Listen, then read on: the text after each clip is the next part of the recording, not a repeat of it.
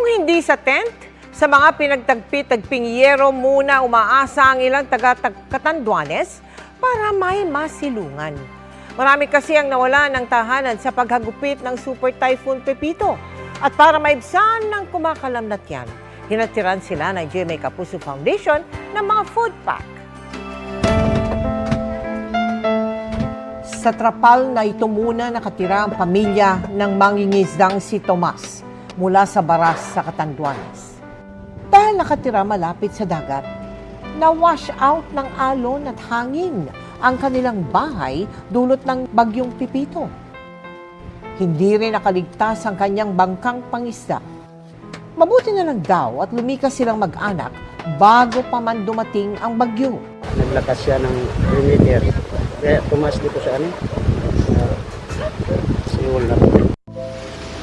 Sa bayan ng Panganiban, kung saan unang naglandfall ang bagyo, marami ring bahay ang nawasak, kabilang ang bahay ng pamilya ni Shari.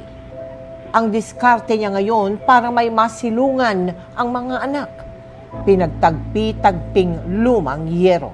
Sa hirap na ang buhay, tapos dadaanan pa po ng bagyo, lalo pa po, mag-isa lang po ako. Bukod sa mga kabahayan, pinadapa rin ng bagyo ang pananim ng mga residente. Bilang tulong, agad na tumawid ang GMA Kapuso Foundation. Katwang ang Cebu Pacific Air patungong Catanduanes. Namahagi tayo ng relief goods sa mahigit 6,000 individual sa bayan ng Panganiban at Baras. Nagbigay rin tayo ng gift bags sa mahigit 200 mag-aaral mula kinder hanggang grade 6 sa Mabini Elementary School, kung saan tayo nagpatayo ng Kapuso Classrooms at sa San Miguel Elementary School. Kabilang ang mga anak ni Shari sa mga nahandugan ng maagang pamasko. Ipapasalamat po ako sa JMA po na nagbigay po sila ng maagang pamasko sa amin.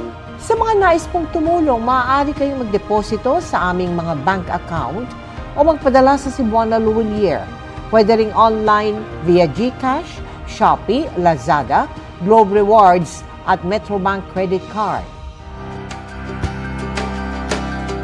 Samantala mga kapuso, nasa World Trade Center naman po ang Noel Bazaar sa darating na Biyernes, November 22 hanggang December 1. Daang-daang merchants na may inihandang iba't ibang regalo at giveaways ang naghihintay sa inyo. At kung naghahanap kayo ng trendy and chic outfits, abangan ang ilang pre-loved items ng sparkle artist na si Angel Guardian na mabibili ninyo sa Celebrity Ukay-Ukay booth ng GMA Kapuso Foundation.